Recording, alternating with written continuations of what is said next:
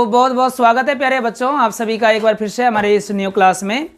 प्यारे बच्चों, आज की इस क्लास में जो है हम लोग आपका ये जो है मैथ का ऑल चैप्टर जो कि आपके लिए इम्पोर्टेंट फार्मूला जो है उसका बच्चों हम ये पार्ट 2 लेकर के आए हुए हैं। ठीक है, इसके पहले के क्लास में बच्चों हम आपको एक्सरसाइज 1 से लेकर के एक्सरसाइज 4 तक में जो जो इम्पोर्टेंट फार्मूला था प्यारे बच्चों वो हम आपको बता दिए थे। और अब जो बच्चों हम लोग यहाँ पे एक्सरसाइज 5 से लेकर के आपका एक्सरसाइज 8 तक में जितना भी इम्पोर्टेंट फार्मूला है वो सारे फार्मूले को बच्चों हम यहाँ पे आपको बताने वाले हैं। और साथ में बच्चों सारे फार्मूले पे डिस्कस करेंगे और ट्रिक के साथ बच्चों फार्मूले को याद भी करवा देंगे। ठीक है, तो प्यारे बच्चों हम आपको बता देते हैं कि ये अगर आप अच्छे से याद कर लेते हैं, सिर्फ फार्मूले को याद कर लेते हैं, तो फार्मूला से प्यारे बच्चों बहुत सारा ऑब्जेक्टिव पूछा जाता है। ठीक है, तो आप ध्यानपूर्वक ये फार्मूले को देखिए और इसे समझने की कोशिश करिए। तो प्यारे बच्चों सबसे पहले हम चलते हैं चैप्टर नंबर 5 के एपी चैप्टर में। ठीक है, जिसका कि फुल फॉर्म होता है बच्चों अर्थमेटिक प्रोग्रेशन, हिंदी में इसको कहते हैं समांतर श्रेणी। ठीक है, तो प्यारे बच्चों इसमें जो होता है सबसे पहले आप एपी जो होता है इसका A1 A2 A3 इस प्रकार से रहता है और ये AN तक चला जाता है। ठीक है, जिसमें कि बच्चों A1 जो होता है ये हमारा प्रथम पद होता है, A2 जो होता है प्यारे बच्चों ये हमारा दूसरा पद होता है और A3 जो होता है ये तीसरा पद होता है। इस प्रकार से चलते जाएंगे बच्चों, पहला पद, दूसरा पद, तीसरा पद, चौथा पद चलते जाएंगे और अंतिम में जो आता है बच्चों वो AN जो होता है वो हमारा अंतिम पद कहलाता है। ठीक है, जबकि बच्चों हमें किसी भी एपी के अगर सारवंतर को निकालना हो तो सारवंतर को प्यारे बच्चों हम लोग D से सूचित करते हैं और ये D से जब हम इसे सूचित करते हैं बच्चों तो सारवंतर बराबर फार्मूला होता है एपी का दूसरा पद माइनस पहला पद। ठीक है, मतलब अगर दूसरे पद में यदि हम पहले पद को घटा देंगे तो हमारा निकलता है बच्चों सारवंतर। उसी प्रकार से प्यारे बच्चों यदि हम किसी एपी के अंतिम पद को निकालना चाहते हैं या हमको किसी एपी में अंतिम पद दिया है और हमसे यदि A, N और D तीनों में से किसी का भी मान पूछा है तो ये चारों कंडीशन में बच्चों आपको AN का ही फार्मूला निकालना है। मतलब कहने का हुआ कि यदि आपको किसी क्वेश्चन में A का मान पूछ दिया, यदि किसी क्वेश्चन में N का मान पूछ दिया, यदि किसी क्वेश्चन में D का मान पूछ दिया, यदि किसी क्वेश्चन में AN का मान पूछ दिया, तो बच्चों ये चारों ही कंडीशन में हमको सिर्फ एक ही फार्मूला का अप्लाई करना होता है और वो होता है AN बराबर A plus N minus 1 into D होता है। ठीक है, साथ में बच्चों हम आपको एक चीज यहाँ पे बता देते हैं कि यदि किसी एपी में आपको यदि बोलता है कि 16वां पद जो है अगर 12 है, 16वां पद अगर किसी एपी का 12 है तो प्यारे बच्चों A16 लिखा जाता है इस प्रकार से और बराबर में 12 लिखा जाता है।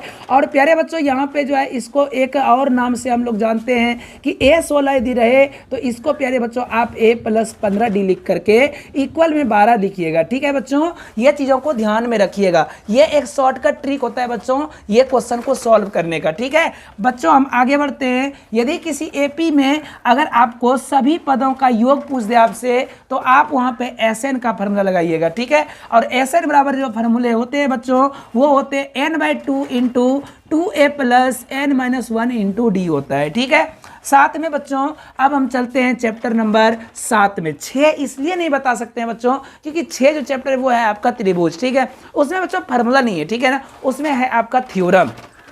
तो बच्चों हम थोड़ा सा आपको उसके बारे में बता ही देते हैं कि उसमें क्या होता है कि एकदम शॉर्टकट में देखिए आपको क्वेश्चन बता देते हैं हम। क्या होता है कि एक त्रिभुज रहेगा ABC इस प्रकार से और इस त्रिभुज में क्या होगा बच्चों यहाँ पे D और E दिया हुआ रहेगा।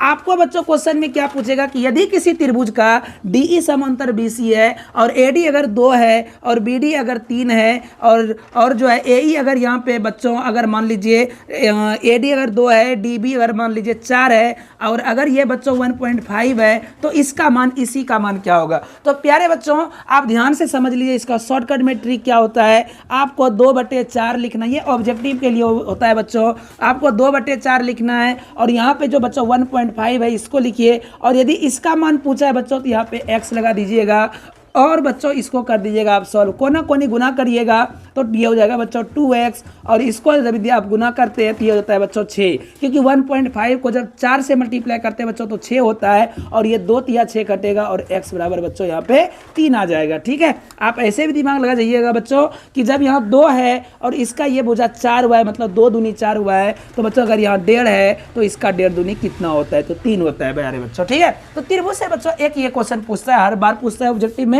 तो आप बच्चों इसको ध्यान में रख लीजिएगा। अब बच्चों हम लोग आगे बढ़ते हैं चैप्टर नंबर 7 में, जिसका नाम है प्यारे बच्चों निर्देशांक ज्यामिति। इंग्लिश में बच्चों इसको कहते हैं कोऑर्डिनेट ज्योमेट्री। ठीक है, कोऑर्डिनेट ज्योमेट्री में हम लोग क्या पढ़ते हैं, तो इसमें सबसे पहला होता है बच्चों दूरी सूत्र, और दूरी सूत्र बराबर होता है बच्चों रूट अंदर x1 माइनस x2 का whole square plus y1 minus y2 का होल स्क्वायर। ठीक है, और यदि रेखाखंड को m अनुपात n में विभाजित करने वाला अगर आ जाता है बच्चों, तो यहाँ पर जो है इसका फॉर्मूला क्या होता है, तो बच्चों देखिए अगर आंतरिक विभाजन करेगा, ठीक है, अगर अंदर से अगर तोड़ेगा तो बच्चों क्या होता है, जैसे कि एक रेखा है ये ए बी है, ठीक है ना, अगर इस रेखा को अंदर से तोड़ता है, अगर अंदर से तोड़ता है बच्चों तो हमको आंतरिक विभाजन का फॉर्मूला लगाना पड़ता है। और इसमें बच्चों क्या होता है, तो बच्चों याद रखिएगा एम एक्स एन एक्स लगाना है। ठीक है, मतलब m इंटू x2 अब प्लस n इंटू x1, और नीचे में बच्चों रहता है m प्लस n, ये होता है x निकालने का, और y निकालने का होता है बच्चों जस्ट वही चीज हो जाता है m x2 जैसे लिखे थे वैसे यहाँ पर जाता है m y2, अब प्लस हो जाता है बच्चों जैसे यहाँ पे n x लिखा हुआ है तो वैसे बच्चों यहाँ पे जाता है एन वाई वन हो जाता है। ठीक है, तो ये चीजों को ध्यान में रखिएगा। अब बटे हो जाता है बच्चों m प्लस एन, तो ये बच्चों x और y निकालने का आंतरिक विभाजन में बच्चों ये फॉर्मूले को आप अप्लाई करेंगे। और बाह्य विभाजन क्या होता है बच्चों, कि जैसे मान लीजिए कि कोई एक रेखा है और इसको अगर यहाँ बाहर से अगर बांटेगा काटेगा तो बच्चों आपको बाह्य विभाजन का फॉर्मूला लगाना है। ठीक है, और इसका बच्चों फॉर्मूले का सूत्र जो होता है वो क्या होता है, तो बच्चों जैसे यहाँ पे आप प्लस लगाए थे वैसे यहाँ पे माइनस लगेगा, जैसे यहाँ प्लस लगाए थे वैसे यहाँ माइनस लगता है, और इसमें कोई चेंजिंग नहीं होता है। ठीक है, अब बच्चों यहाँ पे ध्यान में रखिएगा कि यदि त्रिभुज का क्षेत्रफल पूछता है तो इसका फॉर्मूला क्या होता है, तो इसका होता है बच्चों 1/2 x1 into y2 minus y3 plus x2 into y3 minus y1 plus x3 into y1 minus y2 होता है। ठीक है, तो ये प्यारे बच्चों होता है त्रिभुज का क्षेत्रफल निकालने का फॉर्मूला। और ध्यान में रखिएगा त्रिभुज का अगर केंद्रक पूछेगा तो बच्चों यहाँ पे ये फॉर्मूला आपको अप्लाई करना है x1 plus x2 plus x3/3, और y निकालने के लिए होता है बच्चों y1 plus y2 plus y3/3। ठीक है, तो आप बच्चों त्रिभुज के केंद्रक तक आप पहुंच सकते हैं इस फॉर्मूले के सिर्फ मदद से। ठीक है, अब आपको हम बताते हैं बच्चों आगे के लिए आपको आगे अब क्या करना है, तो ये बच्चों तो अब इसमें बच्चों एक चीज और याद रखिएगा, त्रिभुज एक संरेख होता है बच्चों। ठीक है, कोई भी क्वेश्चन में कहेगा कि यदि ये जो है निर्देशांक जो है आपस में संरेख है तो आपको उसमें से मान पूछेगा। बच्चों अगर संरेख वाला क्वेश्चन रहेगा ना तो आपको सिंपल में कुछ नहीं करना है, त्रिभुज का ही क्षेत्रफल लगाना होता है और इक्वल में बच्चों आपको 0 रखना होता है। ठीक है, तो आप बच्चों उसमें से इस क्वेश्चन को सॉल्व कर लीजिएगा।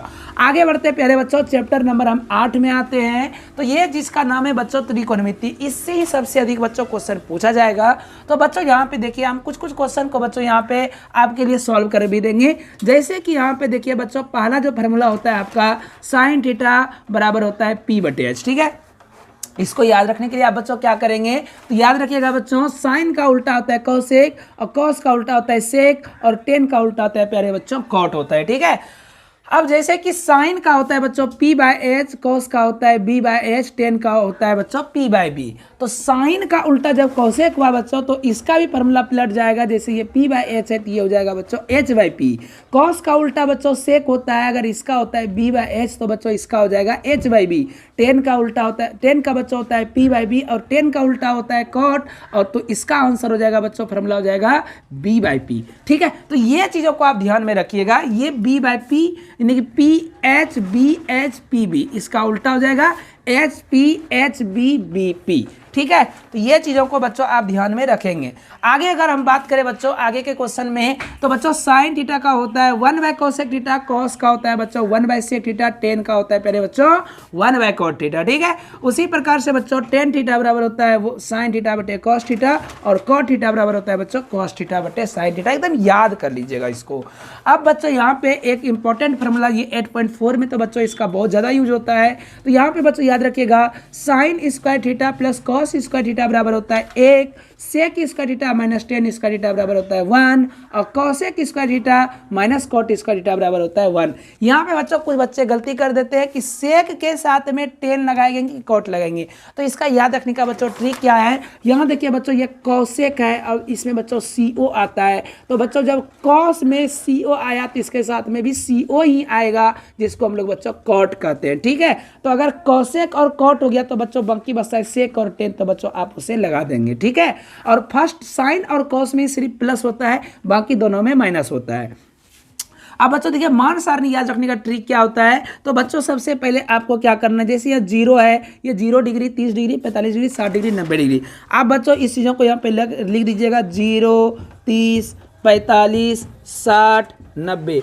आप जब बच्चों इसको रख देंगे तो बच्चों देखिए 0 के जगह पे आप रखेंगे यहाँ पे 0, 1, 2, 3, 4, सभी में बच्चों आपको कर देना है 4 से भाग कर देना है प्यारे बच्चों। और जब आप इसमें सभी में 4 से भाग करेंगे तो 4 से 0 में भाग देने पर होता है 0, ये होता है प्यारे बच्चों 1/4। और बच्चों ये जब कटेगा तो हो जाएगा 1/2, और बच्चों ये हो जाएगा 3/4, और ये बच्चों कट के हो जाएगा 4/4 है तो 1 हो जाएगा। प्यारे बच्चों अब आपको क्या करना है, तो सभी पे बच्चों आपको वर्गमूल चढ़ा देना है। और जब आप सभी पे वर्गमूल चढ़ाएंगे तो 0 का वर्गमूल होता है प्यारे बच्चों 0, और 1 का वर्गमूल होता है 1, और 4 का वर्गमूल होता है 2, मतलब हो गया 1/2।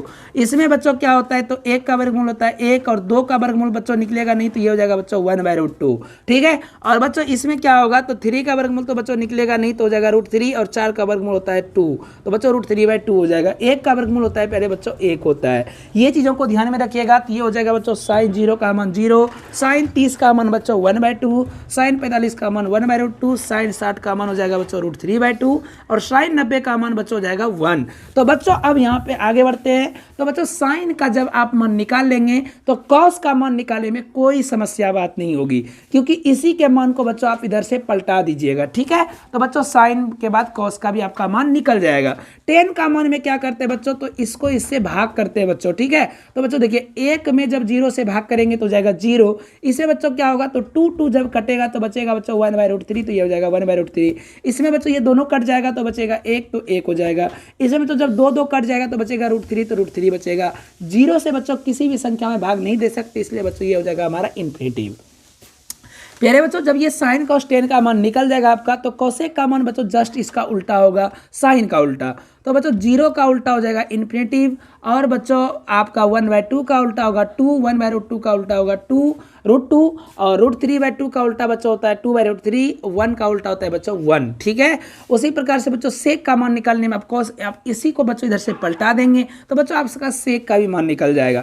कॉट का मान बच्चों निकालने में क्या करेंगे, तो 10 के मान को पलटा देंगे तो आपका बच्चों कॉट का मान निकल जाएगा। तो बच्चों ये तो था हमारा मान सारणी। इसके बाद बच्चों आपका हम कुछ फॉर्मूला आपको बता देते हैं। जैसे बच्चों एक होता है साइन 90 - थीटा, साइन 90 - थीटा बराबर होता है बच्चों क्या होता है, तो कॉस थीटा होता है। क्या होता है बच्चों, कॉस थीटा। उसी प्रकार से बच्चों कॉस 90 - थीटा बराबर होता है बच्चों साइन थीटा होता है, ठीक है। उसके बाद प्यारे बच्चों क्या होता है, तो उसके बाद बच्चों होता है 10 90 - थीटा बराबर होता है बच्चों कॉट थीटा। क्या होता है बच्चों, तो कॉट थीटा, ठीक है।